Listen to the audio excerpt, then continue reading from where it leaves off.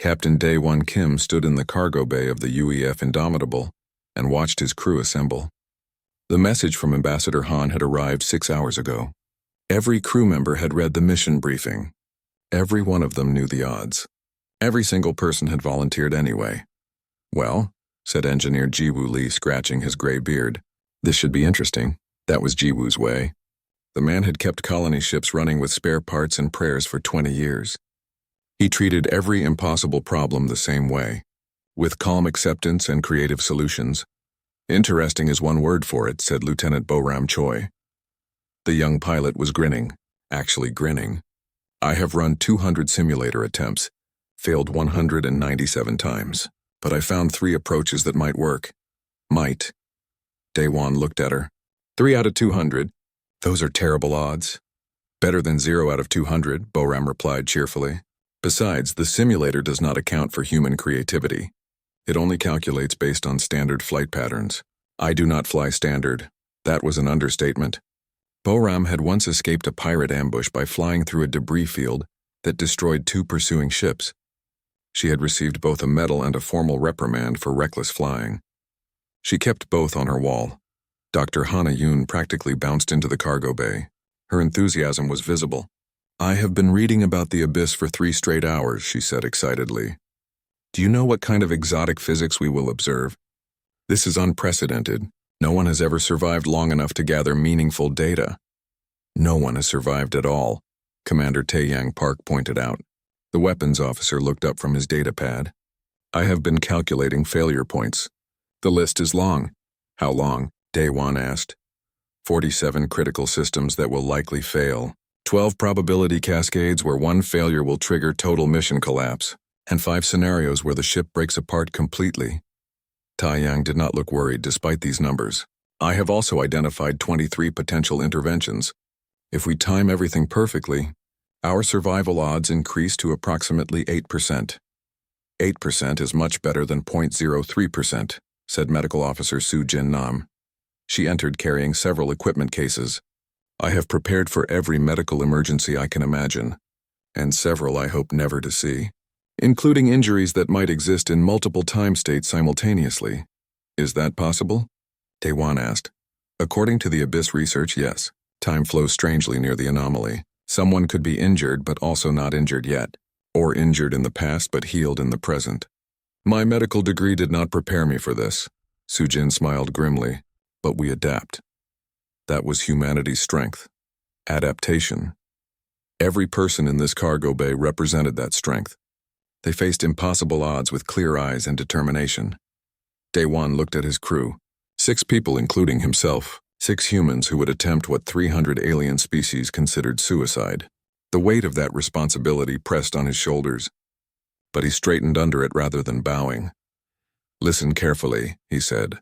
"We have all read the briefing. We all know this mission exceeds normal risk parameters. I want to be absolutely clear. Anyone who wants to withdraw can do so. No judgment, no shame. This is voluntary." Silence answered him. Then Jiwoo spoke up.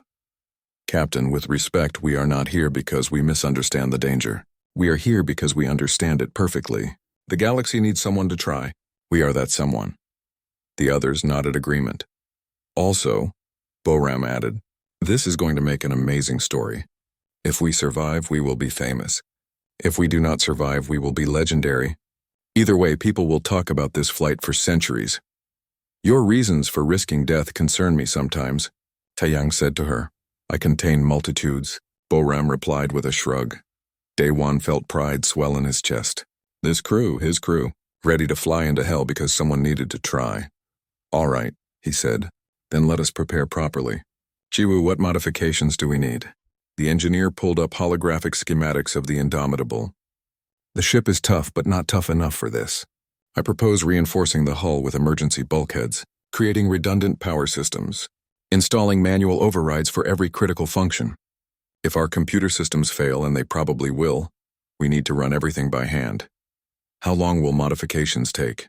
Daewon asked. "Normally? 2 months. With the crew working constantly and ignoring sleep schedules? 4 days, maybe 5. Make it 3, Daewon said. The abyss expands every day. Delay costs lives. Jiwoo grinned. 3 days it is. I love impossible deadlines.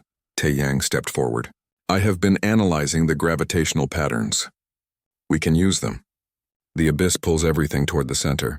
If we time our approach correctly, we can ride those gravitational waves, use them like ocean currents. It will be rough, but it saves power. And if we miss the timing? Daewon asked. The ship gets torn apart. But we were facing that risk anyway. This approach gives us better odds. Hana raised her hand like a student in class. The data shows temporal distortions near the core.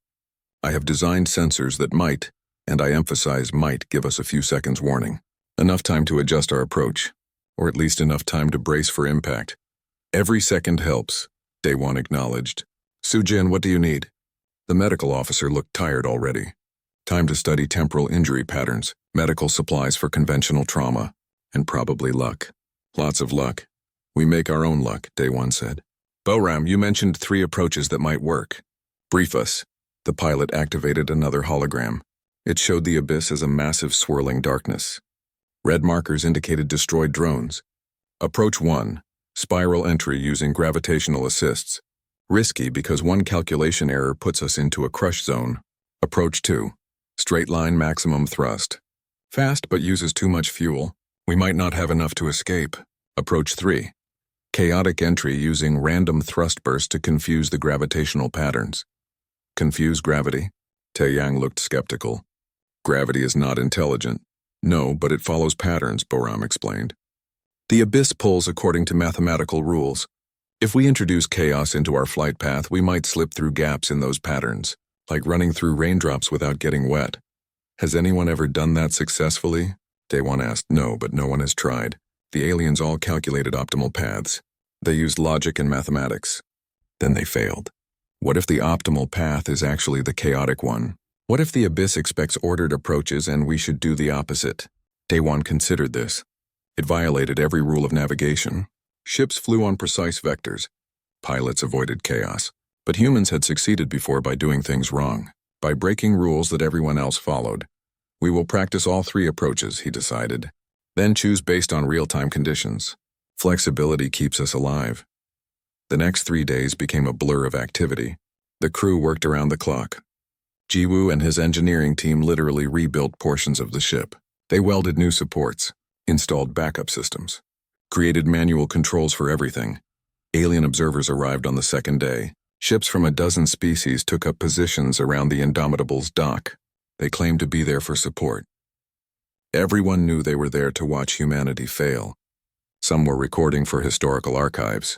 Others were preparing to rescue survivors, though no one expected survivors. The Kithran sent a military delegation on the 3rd day. Their leader, a scarred warrior named Kreth, met with Daewon personally. I have come to see the ship that will attempt the impossible, Kreth said. He looked around the cargo bay. It is smaller than I expected. Size is not everything, Daewon replied. True, courage matters. Skill matters. But against the abyss, even those may not be enough. Kreth's eyes showed something that might have been respect. I came to discourage you, to explain why this mission will fail, but I see you already know it will fail, and you are going anyway. We do not believe it will fail, Daewon corrected. We believe it will be difficult. There is a difference? A significant one. Failure is certain. Difficulty is merely a challenge. Kreth studied him for a long moment. You are either the bravest beings I have met or the most foolish. Time will tell which. He paused. I hope it is bravery. The galaxy could use more brave fools. We prefer brave problem solvers, Daewon said with a slight smile. On the morning of the 4th day, the Indomitable was ready, modified, reinforced, and prepared for the impossible. The crew gathered on the bridge. Daewon looked at each person. Jiwoo at the engineering station, Tae-Yang at weapons, Han at science, Sujin at medical monitoring, Boram at the pilot controls. Final systems check, Daewon ordered. Each station reported ready. Every system showed green. The ship hummed with power and potential. All stations report ready to depart, Captain. Tae-Yang confirmed. Daewon activated the ship-wide communication. Attention all hands. We are about to attempt what every other species has declared impossible. We are going to fly into hell, complete our mission, and fly back out. We are going to do this because someone must. We are going to do this because we can. We are humanity. We do impossible things, and we do them before breakfast. Helm, take us out. Boram's hands moved across the controls. The Indomitable detached from the dock. It moved smoothly into open spa. The Indomitable dropped out of faster-than-light travel at the edge of the abyss. For a moment, the crew stared in silence at what filled their view screen. Space itself looked wrong here. Reality twisted and bent. Darkness swirled in patterns that hurt to look at directly. Occasional flashes of light appeared and vanished. Gravity pulled in impossible directions. The sensors screamed warnings about everything. Well, Boram said quietly, that is properly terrifying. She was right. The abyss was not just dangerous. It was fundamentally wrong in a way that made human instinct scream to run away. Every evolved survival mechanism said to flee immediately. Sensor readings, Daewon ordered, forcing calm into his voice. Hana's fingers flew across her console. Gravitational variance off the scale. Time dilation fields detected. Exotic radiation at lethal levels. And something else. Something the sensors cannot properly categorize. It is like space is angry here. Space does not have emotions, Tae-Yang pointed out. This space might, Hana replied. Or something is making it behave as if it does. Captain, I am detecting debris. Lots of debris. These are the remains of previous exploration attempts. The view screen highlighted floating wreckage, pieces of ships, frozen in strange orbits. Some looked crushed. Others looked torn apart. A few were simply twisted into shapes that metal should not form. 17 missions sent before us, Jiwoo said softly. 17 ships that never came home. We are attempt number 18. 18 is a lucky number in Korean culture, Boram said. Sounds like we'll prosper when spoken. We need more than luck, Daewon said. We need skill and timing. Boram, begin approach sequence. Jiwoo, monitor hull integrity. Tae-Yang, weapons ready for defensive operations. Hana, watch those sensors. Soo-Jin, prep medical bay for potential injuries. Everyone stay sharp. The Indomitable moved forward slowly. Immediately the ship shuddered as gravitational forces grabbed it. Alarms began sounding. Hull stress increasing, Jiwoo reported. Still within tolerance, barely. Gravity pulling us in 3 directions simultaneously, Boram said. Her hands moved constantly on the controls. This is like flying in a hurricane. While drunk. In the dark, can you handle it? Daewon asked. Ask me again in 5 minutes. If I'm still alive, the answer is yes. The ship shook harder. Metal groaned under stress. Systems began failing one by one. First the secondary sensors, then backup communications, then non-essential power grids. We are losing systems, Tae-Yang called out. Backup power compensating. For now. Time dilation field ahead, Hana warned. If we fly through it, we could experience time differently than the rest of the ship. My calculations show possible temporal splitting. Explain in simple terms, Daewon demanded. Part of the ship could be in the future while another part is in the past. We would tear ourselves apart. Boram, avoid that field. Trying, Captain, but the gravity is not giving me much choice. The pilot's face showed intense concentration. Sweat dripped down her forehead. Executing emergency maneuver. She threw the ship into a roll that should not have been possible at their speed. Inertial dampeners screamed in protest. The crew was pressed into their seats by G-forces. The Indomitable spun past the temporal field with meters to spare. Good flying, Daewon said. Thank me when we are home, Boram replied. Her grin was back despite the danger. This is actually fun in a terrifying way. You have a concerning definition of fun, Soo-Jin muttered from the medical station. The ship pushed deeper into the abyss. The darkness grew thicker. The gravitational pulls grew stronger. More systems failed. Jiwoo worked frantically at his station, rerouting power, reinforcing systems, keeping the ship together through determination and engineering genius. Hull breach on Deck 3, he announced. Emergency bulkheads holding. Hull breach on Deck 5, sealed. Hull breach on Deck 2, sealed. This ship is taking a beating. How long can we hold together? Daewon asked. Honestly, I have no idea. We should have broken apart already. I think the ship is staying together out of stubbornness. Then it is a proper human ship, Daewon said. Tae-Yang suddenly shouted a warning. Contact! Something is approaching. The view screen showed shapes emerging from the darkness. They looked like solid formations of twisted matter, but they moved with purpose. They moved toward the Indomitable. Are those ships? Boram asked. Negative, Hana said, studying the readings. Those are some kind of exotic matter constructs. The abyss is creating them. Or they were always here. Either way, they are treating us as threats or food. Hard to say. The constructs accelerated toward them. They radiated hostile intention. Weapons free, Daewon ordered. Taeyang, keep them off us. With pleasure. The weapons officer targeted the lead construct and fired.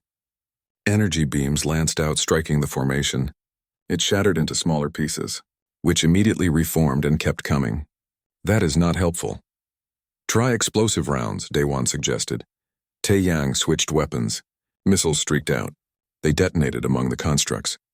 The explosions created shockwaves that scattered the formations. For a moment, they are reforming, Hana reported, and learning. They are adapting to our weapons. Of course they are, Jiwoo said. Why would anything be easy? More constructs appeared. Dozens of them. They swarmed around the ship. Each impact shook the hull. Alarms blared constantly now. Systems failed faster than Jiwoo could repair them. We cannot fight them all, Taeyang said. His voice stayed calm, but the situation was desperate. We need a different approach. Daewon's mind raced. Fighting was not working.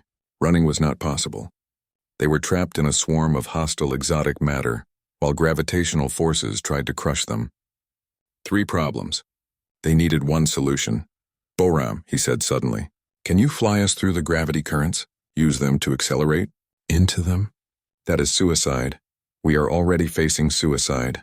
But if we ride the gravitational waves at high speed, maybe we can outrun the constructs. And if we time it right, the gravity itself will crush them. Boram's eyes widened. That is completely insane. Is it possible? Maybe. If I am very good and very lucky and the universe decides to help. Good enough. Do it, Boram took a deep breath. Her hands moved across the controls with absolute precision. The Indomitable turned directly into the strongest gravitational current, the one that every instinct said to avoid. The ship accelerated impossibly fast. G-forces crushed the crew into their seats. Bones creaked. Vision dimmed. But Boram kept control somehow. She flew the ship like it was part of her body. The constructs followed, but the gravity caught them. It compressed them, crushed them, tore them apart. They could reform from energy weapons. They could not reform after gravity pulverized them into component atoms. It is working, Hana shouted. The constructs are breaking apart. Hull integrity at 15%, Jiwoo warned. We are barely holding together. Just a little further, Boram said through gritted teeth. Almost through the current, almost there. She threw the ship into another impossible maneuver. The Indomitable shot out of the gravitational current into a calmer region, relatively calmer. Everything in the abyss was trying to kill them, but this particular area was killing them slightly slower. The crew gasped for breath. Sujin was already moving through the bridge, checking everyone for injuries. Several crew members had broken bones from the G-forces, minor internal bleeding, but everyone was alive. Status report, Daewon ordered, breathing hard. Hull integrity critical but holding, Jiwoo said. 27 major systems offline. 52 minor systems failed. We are running on backup power, hope, and prayer. Weapons down to 40% capacity, Taeyang added, but still functional. Sensors badly damaged, Hana reported. But I am getting readings. Captain, I found something. Ahead, there is a structure. Something artificial. Something big. The view screen cleared enough to show what she meant. In the heart of the abyss where physics went to die floated an enormous sphere. It was clearly built, not natural. Ancient beyond measure, and it was their destination. That is it, Daewon said. The stabilization mechanism. How do we reach it? Taeyang asked. We can barely fly. Any more combat will destroy us. We do what we have been doing, Daewon said. We adapt.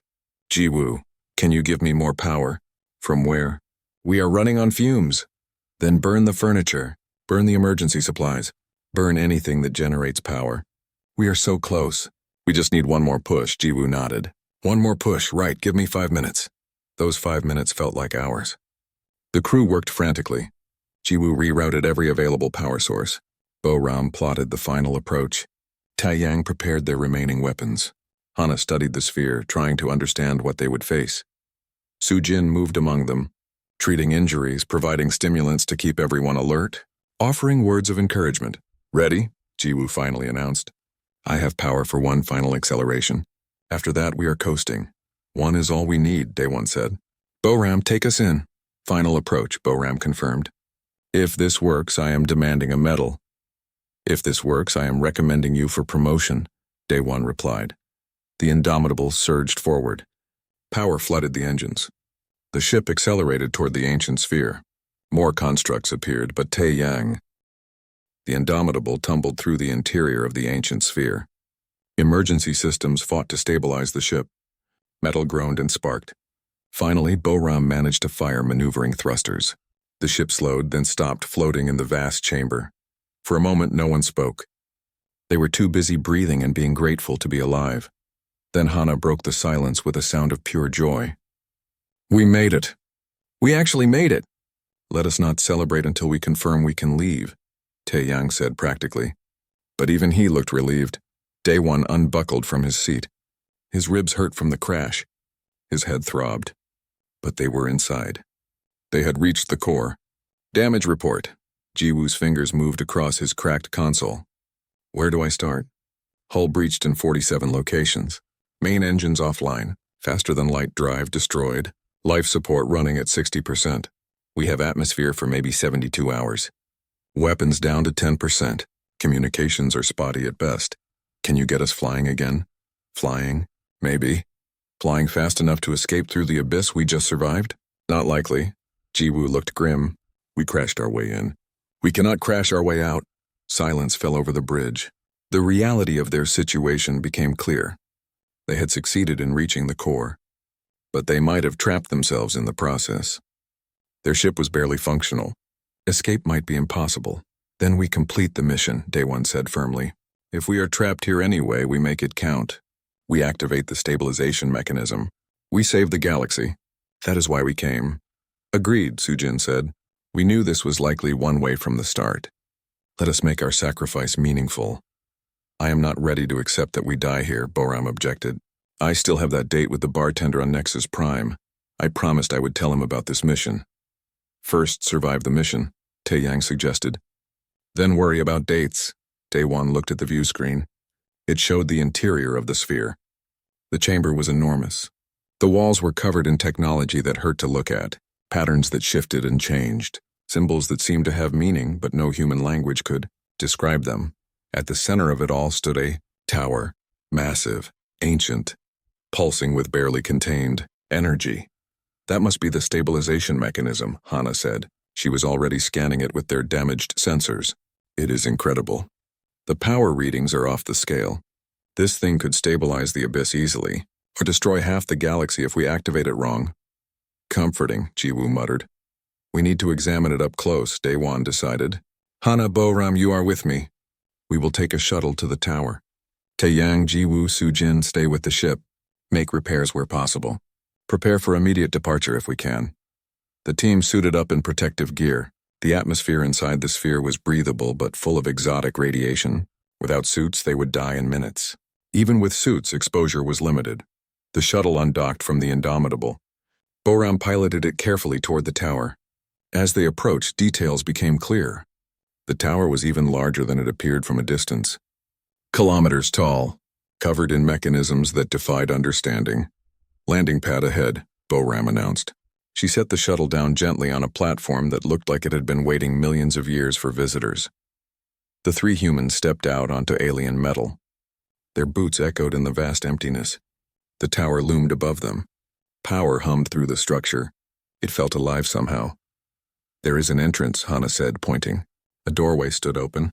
As if inviting them in, or daring them to enter, they walked through. Inside the tower was even stranger. The walls seemed to shift between solid and transparent.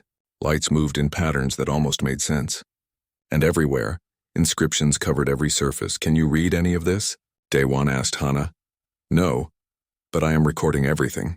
Maybe our computers can translate. Or maybe scholars back home can study it, if we ever get home. She paused at a particular section of writing. Wait, this part. I recognize the mathematical structure. These are not words. These are equations. Universal constants. Physics that works everywhere.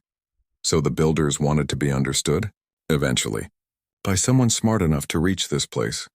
Hana moved to a control panel, or what looked like a control panel. I think this is the interface.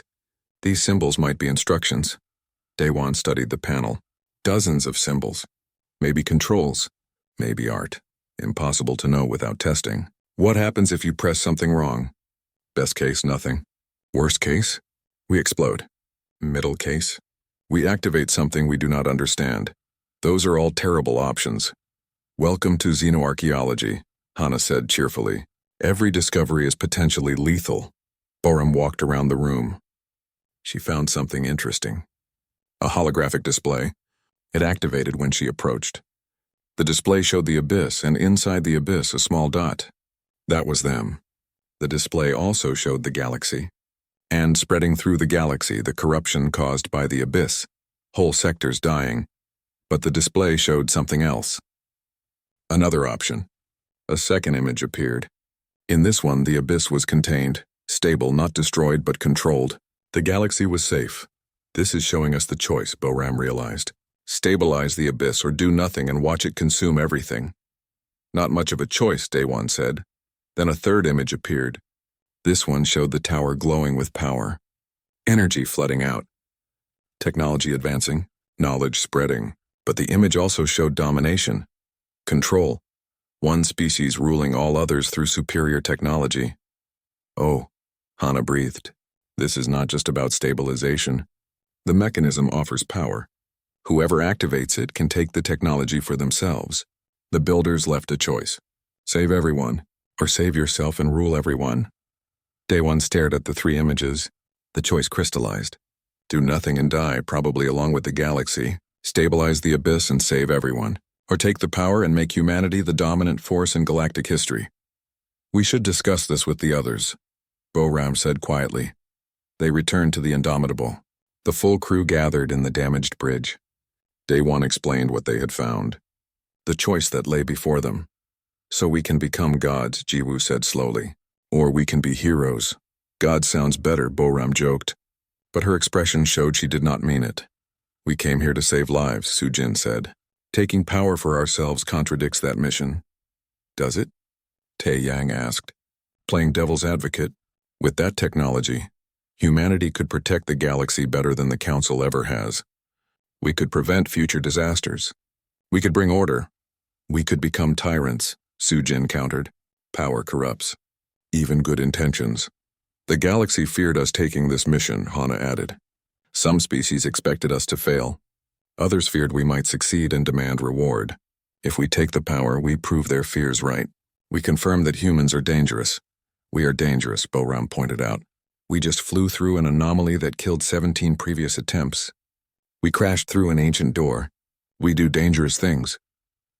There is a difference between brave and dangerous and between powerful and tyrannical, Day One said. We are brave. We do dangerous things for good reasons. If we take that power, we stop being heroes. We become conquerors. Some would argue we deserve the power, Jiwoo said. We took the risk. We paid the price. That makes it ours. No, Day One said firmly. We took the risk to save people, not to rule them. The mission was always about service, not domination. He looked at each crew member, reading their faces, seeing their thoughts.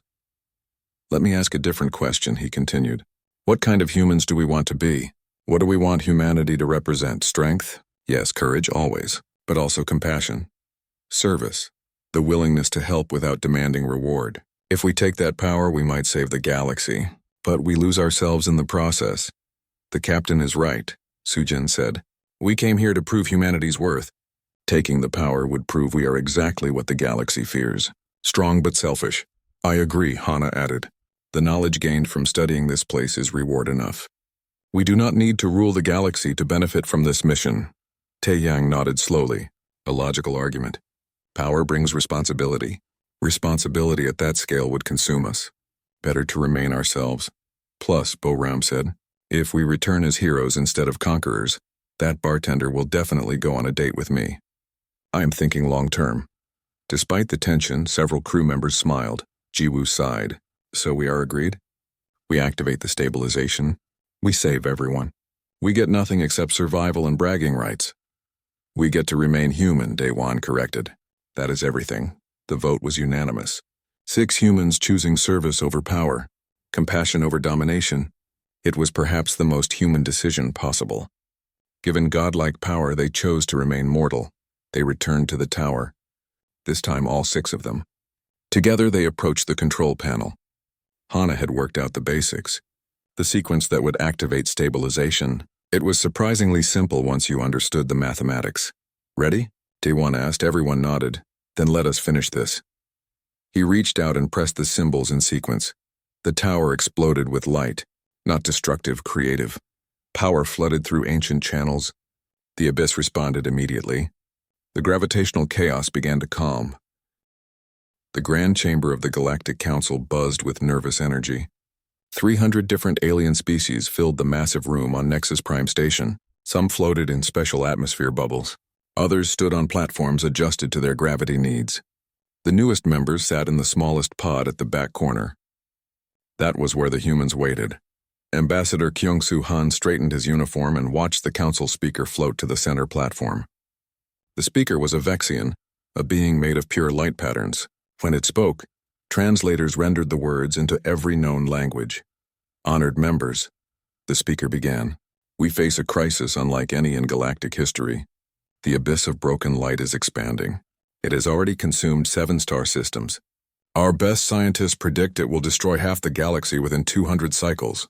Worried sounds filled the chamber. Kyung-Soo leaned forward in his seat. He had heard rumors about this anomaly, but not the full truth. The speaker continued. Ancient records suggest a solution exists.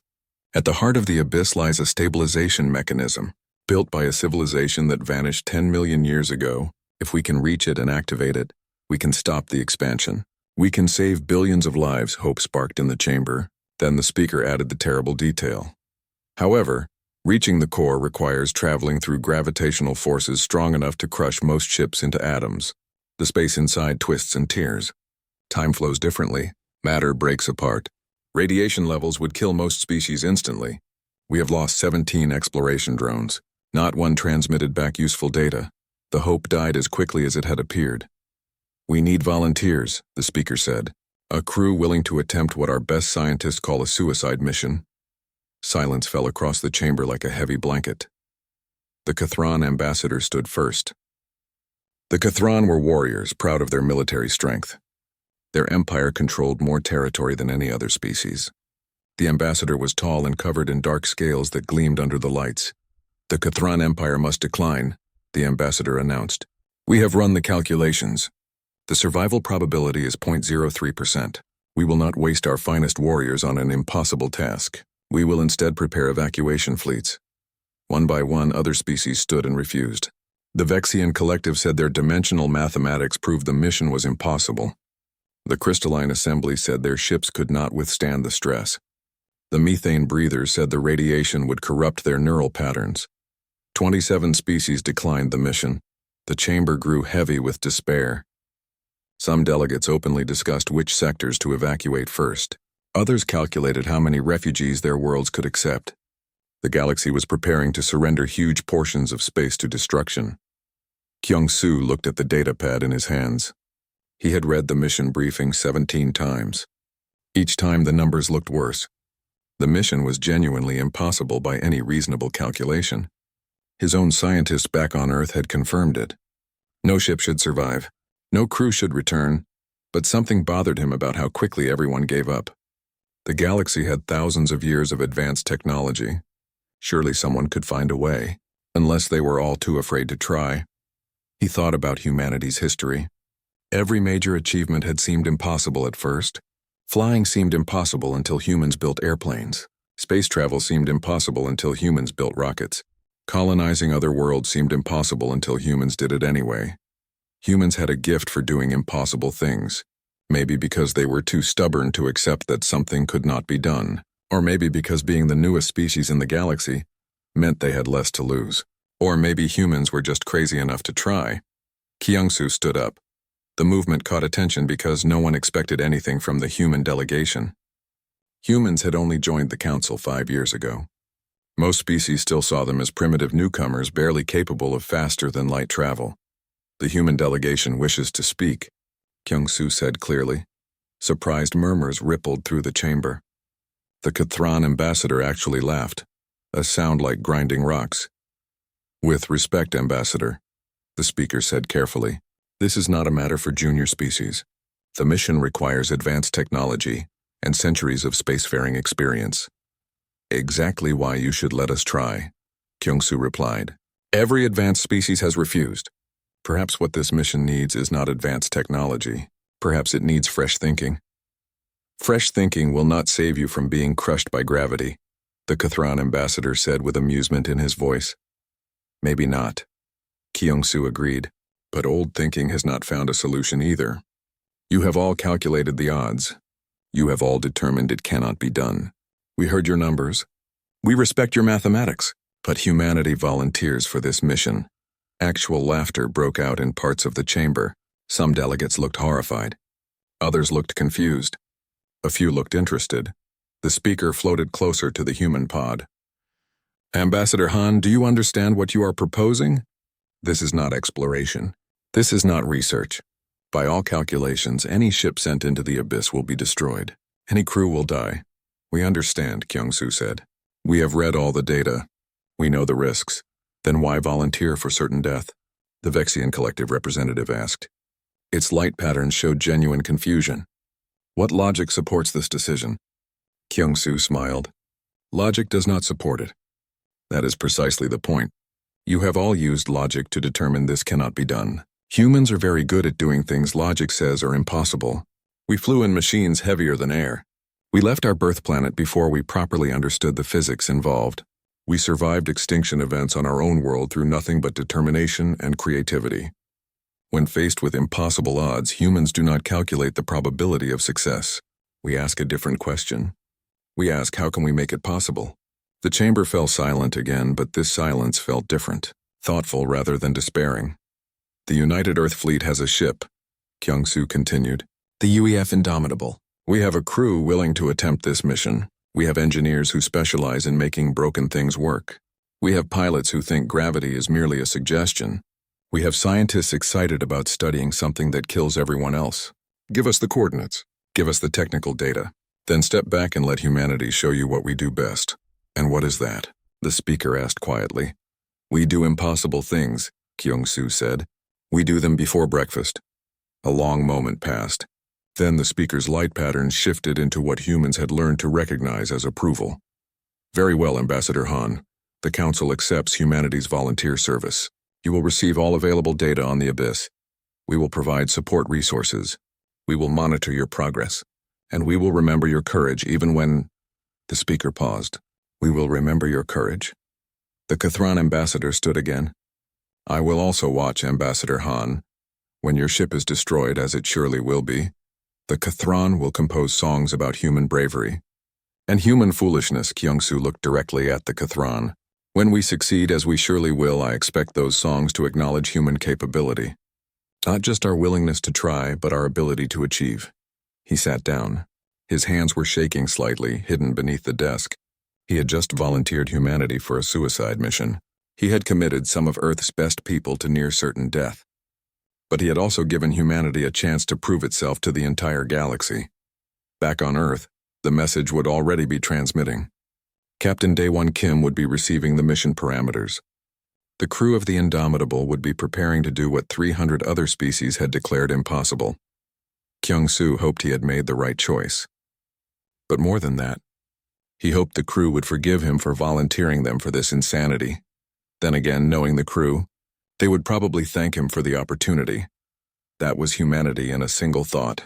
Given an impossible suicide mission that terrified advanced civilizations, humans would probably say thank you and ask if there was anything more difficult available. The galaxy was about to learn something important about humans. They were either incredibly brave or incredibly stupid, possibly both. The mission briefing ended. Delegates began filing out, already discussing evacuation plans. Most had dismissed the human attempt as a noble but pointless gesture. They would watch humanity fail, express sadness at the loss of life, and continue with their original plans. But a few delegates looked thoughtful. A few wondered if maybe, just maybe, these crazy newcomers might actually pull off something impossible. After all, humans had surprised the galaxy before. The temporal distortion started to smooth. The exotic matter stabilized. Throughout the galaxy, sensors detected the change. The Indomitable followed the safe path through the abyss. The journey out was nothing like the journey in. Where before gravity had tried to tear them apart, now it gently guided them. Where temporal fields had threatened to split the ship across time, now space-time flowed smoothly around them. "This is almost boring," Boram said from the pilot station. She sounded disappointed. "I was prepared for dramatic escapes and impossible maneuvers." "I will take boring over deadly," Sujin replied. She was treating the last of the crew's injuries. Broken bones had been set. Cuts had been sealed. Everyone would survive with full recovery expected. "Sensor readings show the abyss has fully stabilized," Hana reported. She could not keep the excitement from her voice. "The expansion has stopped completely. The gravitational patterns are normalizing. In a few years, this region will be perfectly safe for travel. We did it. We actually saved the galaxy." Jiwoo was running diagnostics on the repaired systems. The tower did good work. Main engines at 80%. Faster than light drive functional. Life support normal. Hull integrity restored to acceptable levels.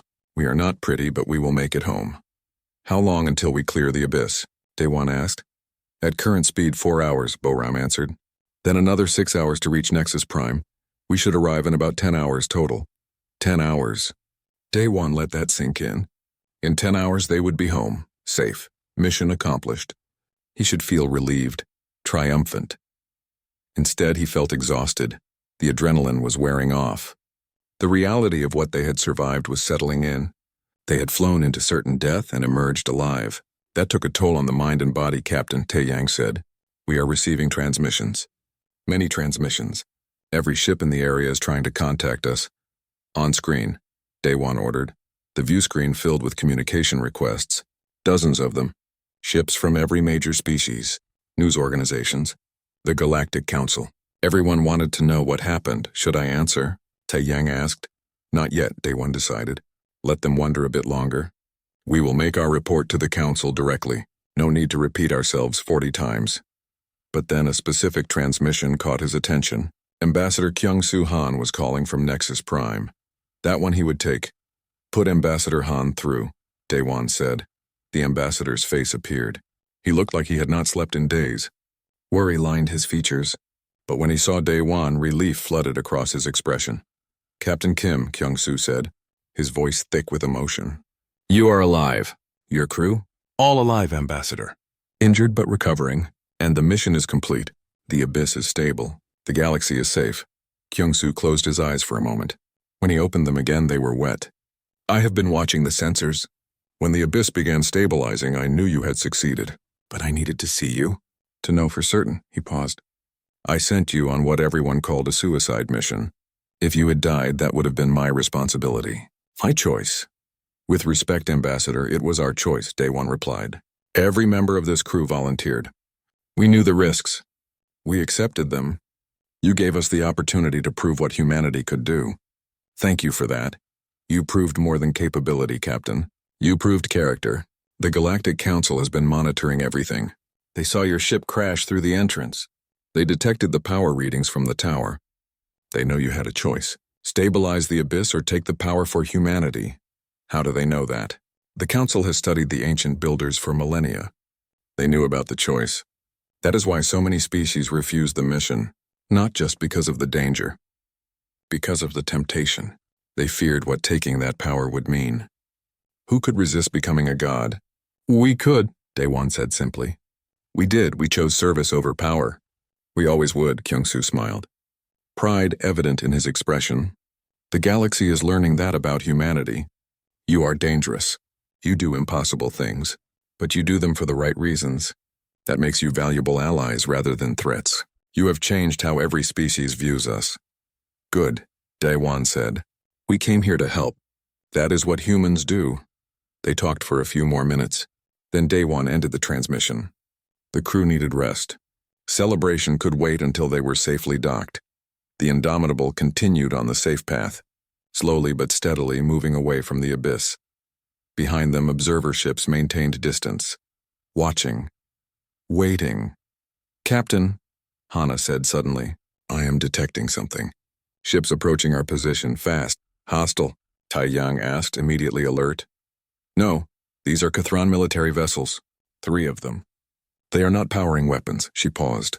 They are sending a transmission. On screen, Daewon ordered. The Kthron warrior Kreth appeared, the same one who had visited before the mission. But his demeanor was completely different. Before, he had been dismissive. Now he looked respectful. Captain Kim, Kreth said, the Kthron Empire wishes to extend formal greetings. We have witnessed your success. We were wrong to doubt humanity. We were wrong to call this mission suicide. It was only suicide for those who lacked human courage and creativity. Thank you, Kreth, Daewon replied carefully. We appreciate the acknowledgement. More than acknowledgement, Captain. The Kthron offer escort. Your ship is damaged. You are vulnerable. We would consider it an honor to ensure your safe return to Nexus Prime. Daewon glanced at his crew. They looked as surprised as he felt. The Kthron were offering protection to humans. That was unheard of. We accept your offer, Daewon said. And thank you. No, Captain. Thank you. You have saved Kthron worlds along with everyone else. This escort is the least we can offer. Kreth paused. Also, when you reach Nexus Prime, the Kthron would like to discuss a military alliance. We believe humans would make excellent allies. You think like warriors, but you act like heroes. That is a rare combination. The transmission ended. The 3 Kthron ships took up positions around the Indomitable. Honor Guard formation. Protecting humanity's heroes, well, Boram said. That was unexpected. More ships approached over the next hour. The Vexians sent scientists who transmitted congratulations and requests for data. The Crystalline Assembly sent a ceremonial honor guard. Even species that had never spoken to humans before reached out with respect and gratitude. The galaxy was responding to what humanity had achieved. Not just surviving the abyss, but making the right choice at the core. That mattered more than any display of strength. Hours passed. The Indomitable finally cleared the abyss completely. Normal space surrounded them. Stars shone without gravitational distortion. Space-time flowed properly. Everything felt right again. Faster than light jump is ready, Boram reported. Course set for Nexus Prime. Then take us home, Daewon ordered. The ship jumped. Reality twisted. Then they were flying through faster than light space. 6 hours remained until arrival. Time enough to rest, to process everything that had happened, to prepare for whatever came next. Daewon found himself alone in his quarters. Sleep would not come despite exhaustion. His mind replayed the mission. Every decision, every risk, every moment they could have died, but they had not died. They had survived, more than survived. They had succeeded. A knock at his door interrupted his thoughts. Sujin entered carrying 2 cups. Thought you might need this, she said, handing him one. It was tea. Hot and strong. Thank you, Daewon said. They sat in comfortable silence for a moment. Then Sujin spoke. Do you think we made the right choice? At the tower? Yes, Daewon answered without hesitation. Taking the power would have destroyed us. Maybe not immediately, but eventually. Power that great demands too much, changes you too much. Some of the crew will wonder. Later, when the excitement fades, they will think about what we could have done with that technology. Let them wonder. Wondering is good. It means they think. But I know this crew. They will reach the same conclusion. We did the right thing. The only thing that lets us remain human. Sujin nodded. I believe that too, but it helps to hear you say it. She left him to his thoughts. Daewon finished his tea. Finally, he felt sleep approaching. He lay down and closed his eyes. His dreams were of stars and safe harbors. 6 hours later, the Indomitable dropped out of faster-than-light travel near Nexus Prime. The station hung in space like a jewel. But it was not alone. Hundreds of ships surrounded it. Maybe thousands. Every species in the council had sent representatives. They are all here to see us, Hana said with wonder in her voice. They are here to witness history, Taeyang corrected. We are part of something bigger now. The communication channels flooded with messages. Congratulations, thanks. Requests for interviews. Marriage proposals for Boram, which made her laugh. Everyone wanted to talk to the humans who did the impossible. Nexus Control is giving us priority docking, Boram reported. Bay 1, the ceremonial bay. They roll out the red carpet for important dignitaries. Guess we are important now, Jiwoo said with a grin. The Indomitable moved slowly through the gathered ships. As they passed, ships flashed their lights, a sign of respect, honor. Some even fired ceremonial salutes. The docking was gentle, Boram's skill evident even in something as simple as landing. The ship settled onto its moorings with